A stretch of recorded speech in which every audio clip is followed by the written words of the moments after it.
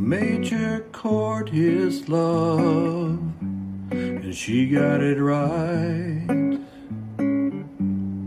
What she played it on came from the light. Welcome to Grandma's Journals. This channel began with a collection of handwritten journals, pages filled with everyday moments, quiet faith, family stories, and a kind of wisdom that only comes from a life well lived. These journals belong to my Grandma Peggy. Inside them are her thoughts, her prayers, her joys, and her struggles. Moments that may have felt ordinary at the time, but now feel priceless. My hope is that as you listen, you'll feel connected to her story and maybe even your own. Thanks for being here. This is Grandma's Journal. The beauty of the song is joy in her eyes. The major chord is love, and she got it right. Hello. Oh, it's been a minute. Sorry for the lack of episodes over the last couple weeks. But I am back. I posted, my last episode that I posted was the day before Grandma Peggy passed away. And just with that happening and doing what I could from over here to help, with funeral, which wasn't much, but I did what I could, and planning the trip to Arizona and going to Arizona and coming back from Arizona. Anyways, it just made for lack of recording. But here I am, back again, and I'm excited. So we left off in 1991, but we're not going to be jumping into 1992 today. So I'll just start. I'm sure anybody who is listening to this obviously knows that my Grandma Peggy, who this podcast is all about because it's her journal, she did pass away on May 31st in the morning of May 31st. So I want to say it was around like 10 something that morning, because I think I was walking into church, and we go to church at 1:30. And we are 3 hours ahead. So 10 something the morning of Sunday, May 31st. So she left this earth and returned to my sweet grandpa. And I'm sure everyone, like I said, I'm sure everyone listening was probably at the funeral. Or if you weren't able to make it to the funeral, hopefully you have gotten the link to watch the funeral. I did make sure I went in. I was like the first one back to the chapel after the graveside, because we did the graveside first, because of the Arizona heat. Anyways, I was like the first one back to the chapel, and the guy was in there getting the Zoom set up. And so I went up and I made sure, I said, "Are you recording this?" And he said, "Well, do you want it recorded?" And I said, "Yes, please record it." Not only because there were, some family members that I knew weren't there and not able to watch live, but also it would just be nice to have to be able to watch or, remember or go back and listen to all the stories that were shared. So there is a link if anyone wasn't able to attend. We do have a link to be able to view the funeral services. So, and they were absolutely wonderful. My aunts and my dad did a great job putting together the services and the program for the services, and everything was just great. It was just wonderful. I think Grandma was honored.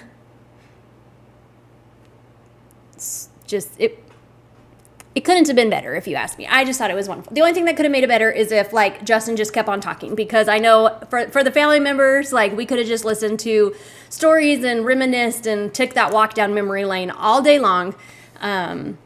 But no, it was a super great day. So anyway, but we obviously still have years and years and years and years and years left of her journals, because I thought she had stopped writing in her journals a few years back. I have my stack of letters right here from her. I know in one of those letters she told me, "I'm not writing in my journals anymore," but she must have changed her mind because when I was at her house, or at my Aunt Lori's house, she told me that Grandma wrote in her journals right up until she went into the hospital. And sure enough, she did.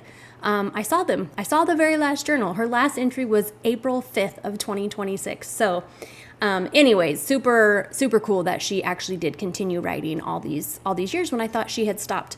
But I was able to get all the journals. So I've had the first 5 journals for a while now. Well, I took the first journal, I made a copy of it all, I gave it back, and then she gave me journals 2 through 5.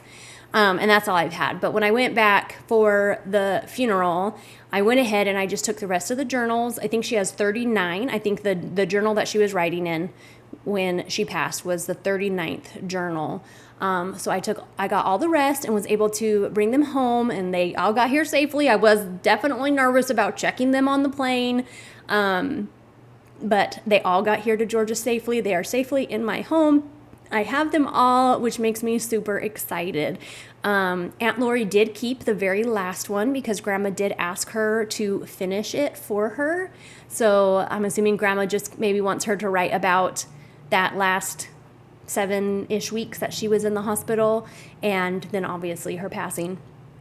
So Aunt Lori has that responsibility to do that, and then she said she would send me that last journal. So anyways, I'm super excited. But the reason that I said we are not going to be jumping into 1992 is because I know this is called Grandma's Journal. However, when I was going through all the journals, I found a little treat for us. And that was that she was a good example to her sweet husband. So if you guys can see my screen, you can see that is Grandpa's handwriting. So I was really excited to see. Now, he didn't write very much. He tried 3 different times to write in a journal, and he only ever got, a few entries in before he would give up. But so I wanted to take this episode to read you guys Grandpa's journal entries. So he has a couple of them in here.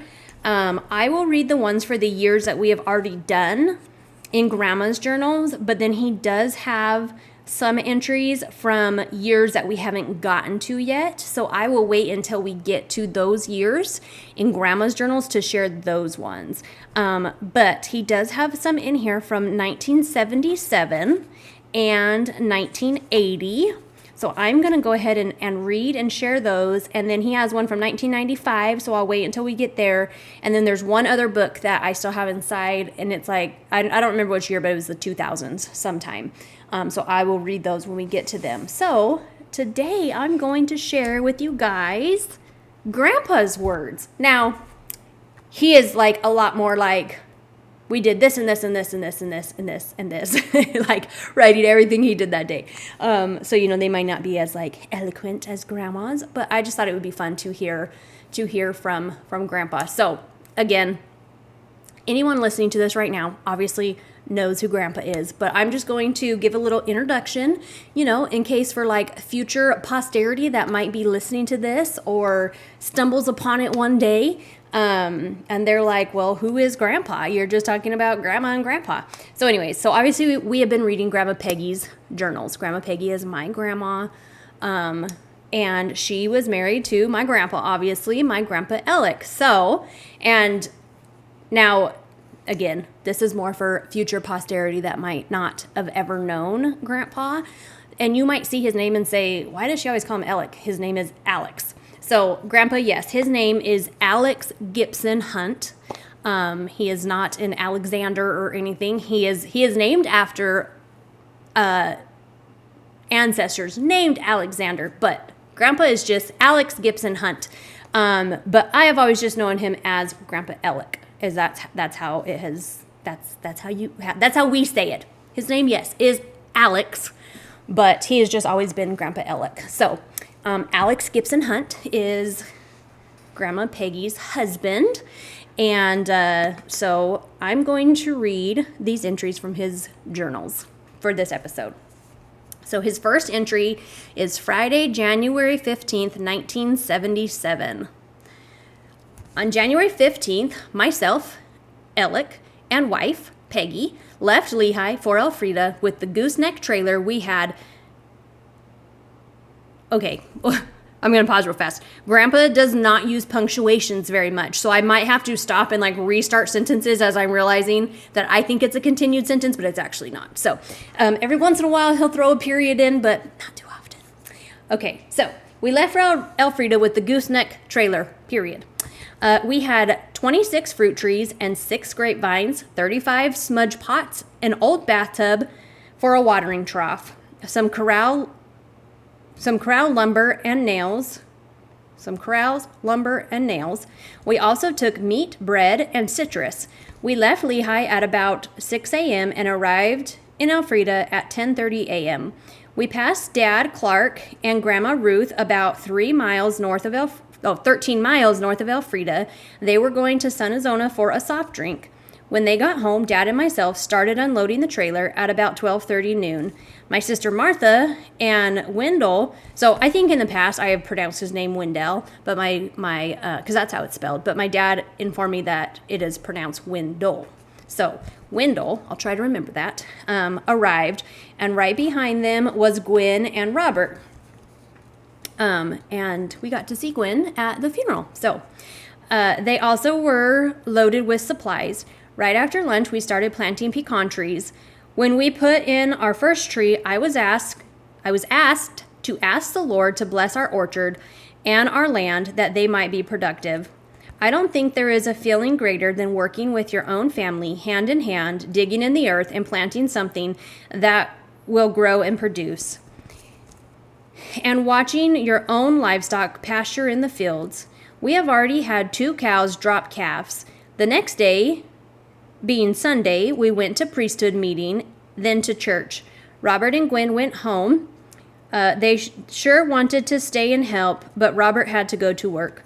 Monday morning, January 17th, we got up and strung barbed wire fence to keep the cows from getting into our fruit trees. It took up about half a day. Then we started planting fruit trees again. We finished planting trees and grapevines Wednesday morning. We also put vitamin B1 on them and watered them with our well. Wednesday morning, we had a cow that hadn't come in to feed, and as I was watching from across the field, I asked Dad if this cow was about to calf. He said he didn't think so, but when he started watching the cow, he said she sure acts like she has something down there. So we walked down, and sure enough, she had a heifer calf. I think it was born a little earlier. It was so small it couldn't get up. So Wendell carried it to the barn so we could get the cow in to feed. She didn't look like she had any milk. We also branded the other 2 calves that was born on the place Wednesday morning. While we were branding, Dad's pit bull dog, Lula, tried to kill the calf that we were branding. We threw her over the corral fence 3 times, but she kept attacking the calf. So Dad and I took her to the end of the field and shot her. Poor dog. We didn't want to, but felt we had no other choice. That Wednesday afternoon, Dad, Wendell, and myself went to McNeil to Brother Newton's to pick up a load of feed. Brother Newton was installing underground irrigation. He told us how we could apply for subsidy from the Soil Stabilization Program to install underground irrigation for our trees. Just to back up a little, Monday evening for Family Home Evening, Peggy, Alex, Martha, Wendell, Ruth, and Dad, Clark, had our first annual meeting to decide what goals we would work for this next year. I opened the meeting. Peggy took the minutes. I first went over what we had done this first year and our expenses plus operating expenses, and gave account of our monies we had in our account. I also read my notes that I had been making about our trips to Elfrida and asked everybody to also keep notes. I'm sorry, it's easier when I read Grandma's because I have typed those, so I'm reading straight from Grandpa's handwriting, so it's a little difficult sometimes. We decided to improve our irrigation and water supply, buy a feed grinder and a tractor for this next year, but not to go into debt. I haven't said much about what the women were doing, but we ate like kings, so they were busy. On January 20th, when we got up, Dad, Wendell, and myself went to Wilcox to check on a tractor and feed grinder and the cost of underground irrigation. Ruth, Mart, and Peggy went to Douglas all by themselves and went shopping. When we got in Wilcox, Dad went to the barber shop. Wendell and myself went and bought some plumbers and some wrapping paper for the trees. I don't know if that says plumbers, but it sure looks like it does. We then met a salesman who took us out to look at a tractor. It had belonged to a Mr. Layton, some of our relatives. I told him we were from the third wife after being demoted from the second. He said he was born from the eighth. I guess the salesman thought we were nuts because he was lost on our conversation. Dad said he was about to bust out laughing while he was watching the expression on the salesman's face. We went back in Wilcox and went to the livestock auction. We headed home about 3:30 p.m. Something I forgot to tell about on Wednesday when Dad, Wendell, and myself went to look at the newborn calf. Dad went to pick up a calf. It let out a bellow like a big calf, and its mama was right behind Dad. I haven't seen my dad move that fast since the skunk tried to get him. I'm assuming that's a story I don't know about. So he thought the cow had done got him. Wendell said he wanted to laugh so damn bad. Grandpa. But was afraid to. Well, the next morning, Friday, January 21st, we had to come home. It had started raining. We left about 10:30 a.m. Our rain gauge showed 0.58 hundred. Is that like 5.8 hundredths of an inch? I don't know. Dad said we bring the rain. We sure didn't want to go home. Mart and Wendell left right after us. We arrived home about 3:30 p.m. On February 2nd, 1977, my mother, Blanche, Doc, and myself left Lehigh at 6 a.m. for Elfrida, and we stopped in Wilcox at 10 a.m. so I could sign up for underground irrigation. The cost will be approximately $3,000. We will pay only about $1,000. We then stopped outside of town to eat. We took our own food because of cost. We arrived in Elfrida at 1 p.m. We looked over the fruit trees and cows. Everything looked good. Grandma Ruth had fixed dinner. We stayed the night, and the next morning we left for Bisbee to a tax sale. We paid the taxes on a 1,400-acre ranch about 15 miles east of Sunnazona on Turkey Ranch. This is the first time we ever did something like this. We left Bisbee at 3:30 p.m. and arrived home at 8 p.m. All right, so those are all his entries. It's just on like a little pad of paper. So those were his entries from the beginning of 77. So then we have this book that he also wrote in. So he wrote in the first couple pages here, and then Grandma, when he stopped writing. So his last entry was 1995, and then this book obviously sat at their house for 11 years, and Grandma didn't want the book to go to waste, so then she started writing in it in March of 2016. So she wrote in the front, "This journal is one of two that your dad started. He got further in this one than the other one. I'm pretty sure I used the other one too. No sense in wasting pages. Mine will start on page 8. So anyway, so it says, this belongs to Alex G. Hunt, starting from May 77 to July of 95, and then Peggy Hunt's starts in 2026. So this is actually she said one of two, but it's actually one of three because he wrote on this notepad in this, and then there's another book, like I said, in the early 2000s that he wrote in. So we'll get to hear from him a couple times. But this is continuing in 1977. So May 1977. And he wrote the 7th twice on here, so I think this was actually May 6th. So May 6th, the morning of Friday, the 7th, but I think he actually meant the 6th, 1977, was starting my 6 days off from Salt River Project. I wrote checks for all of my bills, so when I went to town, I could pay them. I had a dentist appointment at 10:10. They cleaned my teeth and checked them. I will go back in 2 weeks for repairs. I then stopped by the bank to get a money order for Steven and also to pick up the title to the 1968 Ford pickup out of the safe deposit box to give to Jim and Jeanette. When I got home, I started hauling hay for our cattle. I bought it from Lyle Powers, and it was stocked at Ernie D. Johnson's.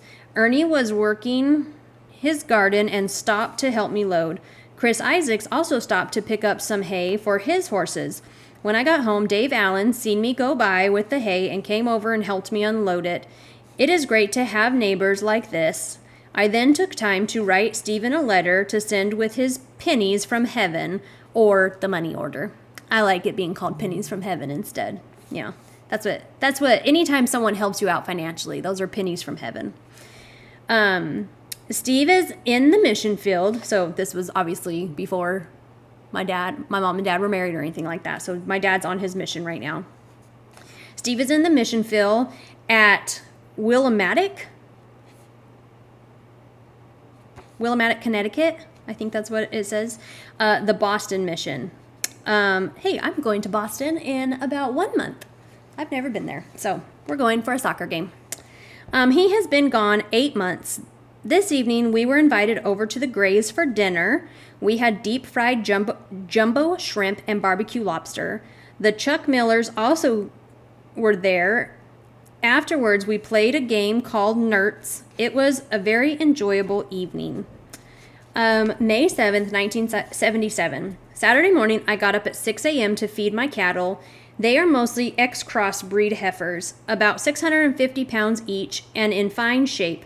I then cleaned about 100 feet of ditch. Then Clay Allen came over to mow yards. He has been doing them for about 2 years now, and he does a nice job. He is Dave Allen's boy, about 13 years old. He mows Granddad and my yard. I believe we have the most beautiful yards in Lehigh. It looks like an oasis with all the shade. We are trying to sell Granddad's property. He has moved to Elfrida. We had a young couple by the name of Scott Crosby come by today to make an offer. They want it real bad. Also, Bob C. Hawley, his wife Mary, and some of their friends came down. Jim and Jeanette and our grandsons came over. Jim worked on Bob's pickup truck. They worked from about 8 a.m. to 10 p.m. on it.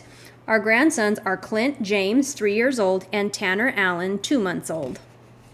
And those are the only grandkids they have at that time. More are coming. All right, November 8th, 1977, Sunday. Sunday morning, I got up and went to priesthood meeting. This was Mother's Day. When I got home, Peggy and myself went to our mother's homes. We took them some potted plants and visited. We left in time to get to sacrament services. My mother gave me a check for the taxes on our tax property. She also gave me some genealogy sheets on her grandparents. While we were at sacrament service, I had very strong thought about my grandfather, Art Woolsey. Let's pronounce it right. Art Woolsey. It was just like I was with him. We walked down the street and he had his arm around me. We also were at the cattle auction. I could only see the picture. I couldn't hear what was said. It seemed a little strange because I never really knew my grandfather, and he has been dead about 23 years. May 9th. This is Peggy and mine's anniversary, the 24th, our 24th wedding anniversary. She gave me a wood-carved symbol of our brand, the Rockin' H, and he drew a little picture of the Rockin' H. As usual, I told her I would take her to town. I had gotten a little sick with a stomach flu, so I wasn't doing too much. So I wrote my mother about my thoughts at 12, and at 12 noon, Grandma Ruth came in from Elfrida. Her daughter is in the hospital. It looks like cancer of the lungs. Peggy took her over to the hospital to see Bernice. I told Grandma to ask Bernice if she would like a blessing. Bernice is not LDS, but she has a son on a mission. And when Peggy and Grandma got to the hospital, Bernice was talking to him, and he also asked her if she would receive a blessing, so she accepted my offer. Tuesday, May 10th. I was feeling better, so I went to the livestock sale. I sold an X-breed steer. I got 40.75 cents per pound, and it weighed 715 pounds. I didn't buy anything after. No, I didn't buy anything, period. After I got home, Peggy and I went to the hospital to give Bernice a blessing. Brother Billy Joe Sexton, Grandma's nephew, anointed the oil, and I gave the blessing and sealed the anointment. It was a wonderful experience. Wednesday, May 11th, 1977. I got up and went to the temple. It leaves me with such a good feeling. Afterwards, I took Grandma's car down and put some new tires and a new antenna on it. I also went to the credit union to make a deposit. That night, I went to work at ADC at 10 p.m. Thursday, May 12th. He's doing good, writing every day for a minute. Let's see. I slept most of the day because working nights. This was the first time I ran the console by myself, a full shift. It was very interesting. Friday, May 13th. I worked again all night. Then when I got home at 8 a.m., I went into Phoenix to meet the Scott Crosby at Transamerica Title Company to write the agreement on selling Granddad's property. It was sold for $35,000, $7,000 down, and $28,000 in monthly payments for 20 years at $234 per month. Saturday, May 14th, 1977. I worked again. Jim Jeanette came over with Clint and Tanner. Grandma is still staying here and going each day to see Bernice at the hospital. Also, Bob Clark Holly and Robert Taco Fierro came by for a few minutes. He forgets some words too, but Grandma does too, and I just kind of fill them in. Bob was buying a new camper for his pickup. As usual, I didn't get much sleep. Sunday, May 15th, 1977.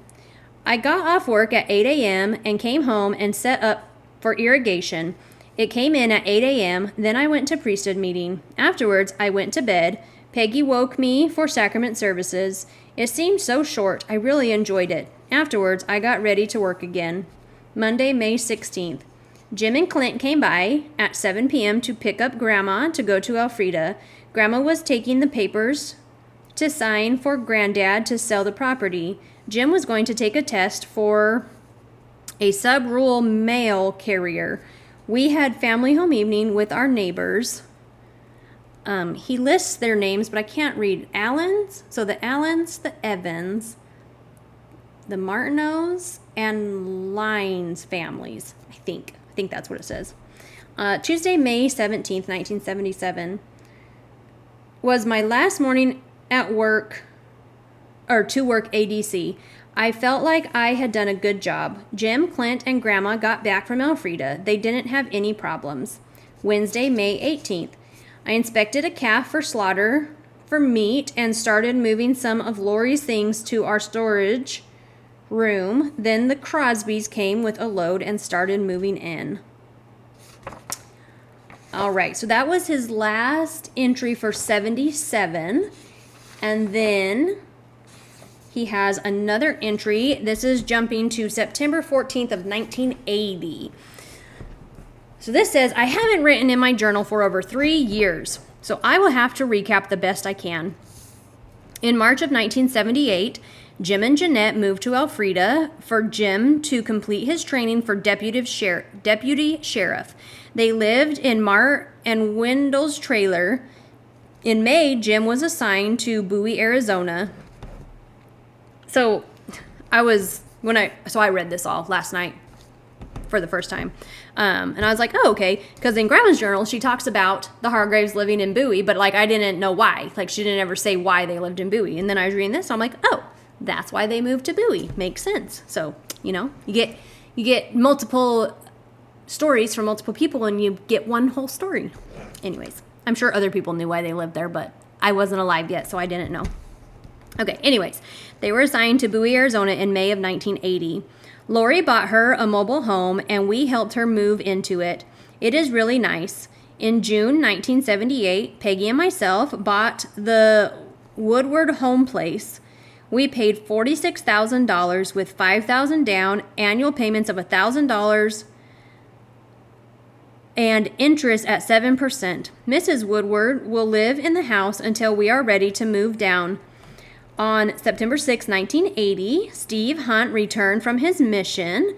We were excited about his homecoming. Peggy and myself had started making plans to move to Elfrida.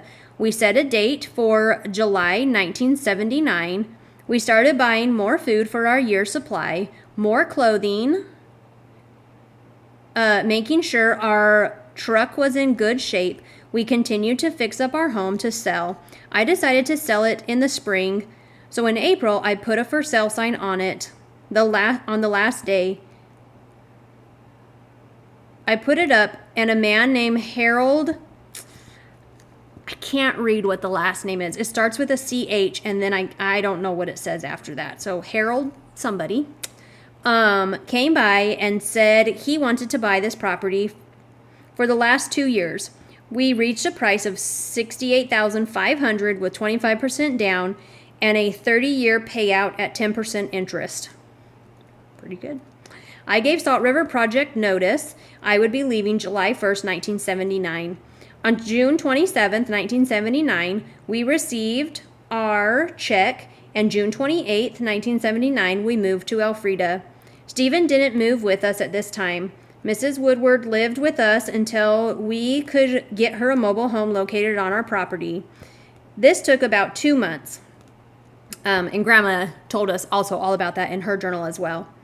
There was a lot of work to be done on the house, mostly plumbing, because the 78-79 winter, it had gotten down to 18 below zero and froze the pipes. Also, the sewer lines were plugged up and they needed replaced. Doc moved down, and I subdivided an acre and a half for him and Mom to build them a shop and a home. Doc helped me do some of the repairs on the house, and I helped him on his shop. Doc and I also built a 40 by 80 workshop in Bisbee for A.J. Gilbert out of metal. We also decided to build his shop out of metal. Steve came down to live with us about the 1st of November, then went back to Mesa for Christmas, then came back on New Year's.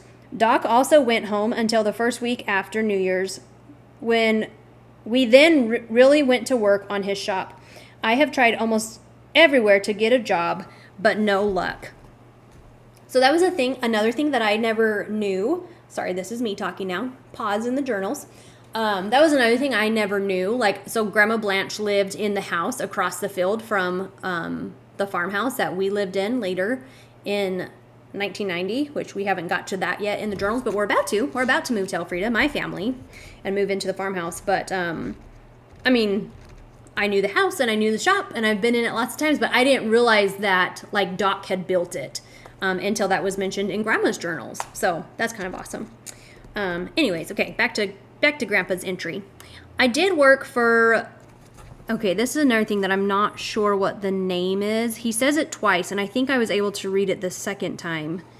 But I think it's Spilters? So one time it looks like it says Spitler, and then the other time he has the L and the T the other way for Spilters. So one of those. Land and Cattle Company for 2 months, and then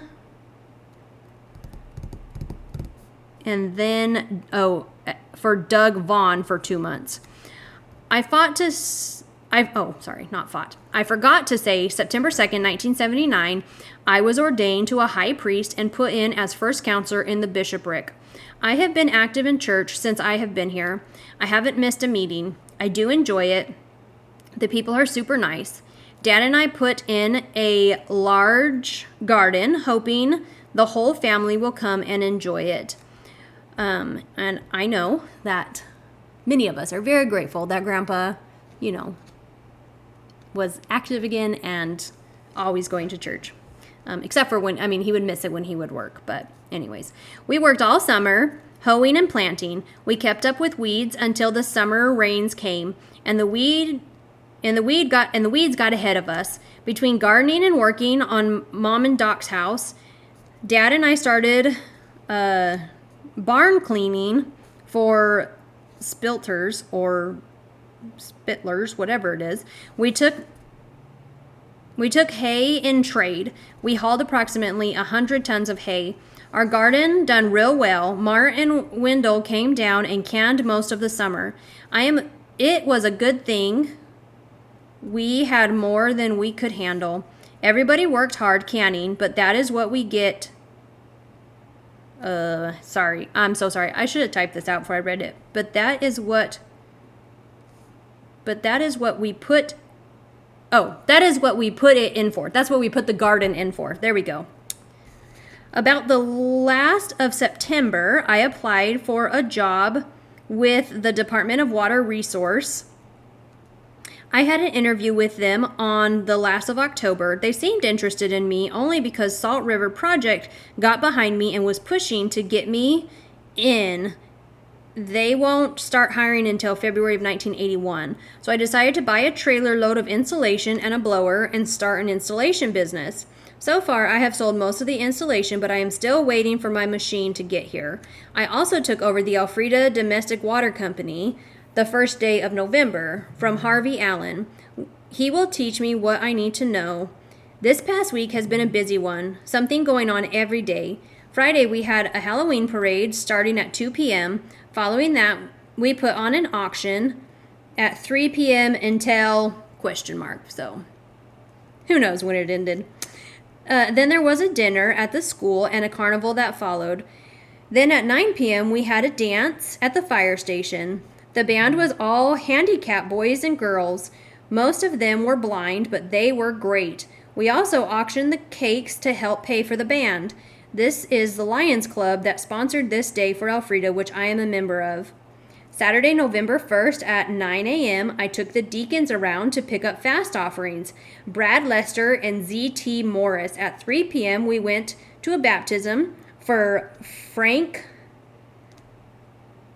I'm not sure of this. It looks like it says Pell or Pelly. My daughter, Jeanette Hargrave, and the King girl and Eric Anderson. Jim Hargrave, my son-in-law, baptized her, and I confirmed her a member. I also gave a talk on baptism. So we also heard about that in Grandma's journal as well, when Jeanette got baptized again. And then Brad Lester, who he took around to get fast offerings, is my uncle. So that is my mom's little brother. But obviously at that time, my parents didn't know each other yet, or maybe they knew each other, but they weren't married yet. So he wasn't an uncle yet. He was just a random young man. But now he's my uncle. All right. And then his last entry to get caught up to where we are. May 2nd, 1980, Sunday. Meetings as usual. B and I am in the bishopric. Our meetings start at 7 a.m. Steve, my son, does the milking for me on Sunday mornings so I can get ready. Our meeting was real special today. This was fast and testimony. Some fine testimonies from our youth. From our youth in the Deacons Quorum. We released Z.T. Morris as Deacon Quorum president because he will become a teacher. November 11th, we installed Brad Lester, again, my uncle, as president. These are both fine young men. After church service, I helped the bishop check the tithing. Period. All right, so those were Grandpa's entries from his journal. So a little bit from 1977 and a little bit from 1980. So I just thought that was kind of fun to, like, you know, hear some of the same things that we heard in Grandma's journals, but from Grandpa's perspective. So, and then, like I said, the next one is from 1995, and we are not there yet in the podcast. So we're going to save that for when we get there in the podcast, which will be fun. So anyways, there's just some sweet words from our Grandpa Alec. And I am actually going to go inside and listen. So I got a cassette tape from my grandma's house when I was just there. And it is from when my dad was on his mission. So I'm going to go see if I can get that to play. And if I can, I think I'm going to record part of it to put at the end of this podcast. But if you don't hear that at the end of this podcast, that means it didn't work. Because I tried to play it the other day and I realized that the tape was actually broken.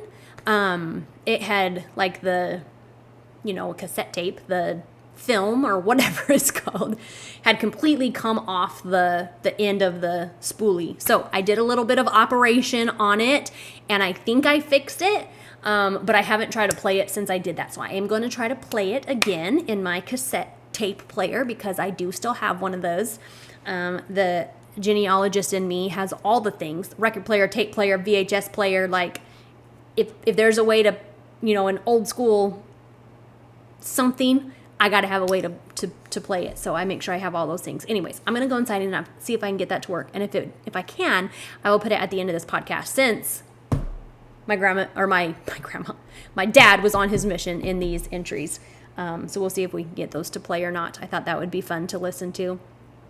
Anyways, and then I did get some home videos as well from Grandma's house from when Grandpa had his camcorder back in the early 90s. So I'm excited about being able to also share some of those clips in future episodes. So if you are just listening, I highly suggest and encourage you to watch the YouTube video as well, so that you can see those videos.